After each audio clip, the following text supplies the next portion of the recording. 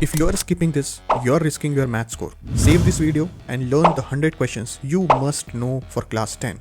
Question number 68. If minus 5 is the root of the quadratic equation 2x square plus px minus 15 equal to 0 and p into x square plus x plus k equal to 0 is an equation which have equal roots, then find the value of k. Very interesting. Let's start. So equation is 2x square plus px minus 15 equal to 0 and minus 5 is the root of the equation, which means it will satisfy the equation. So let's put minus 5 in the equation. 2 into minus 5 square plus p into minus 5 minus 15 equal to 0. Okay, so minus 5 square 25 into 250 minus 5p minus 15 equal to 0. 50 minus 15, that will be 35. We'll go on the right hand side minus 35. So p is equal to 7.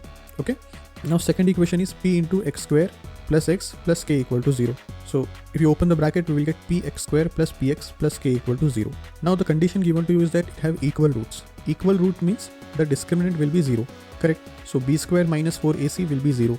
Let's put the value. So b is the x coefficient, that is p. 4 into a is the x square coefficient, that is again p, and c is k, that is equal to 0. But already we have calculated p value as 7. So let's put p equal to 7. So 7 square minus 4 into 7k equal to 0, and that will give you k equal to 7 by 4.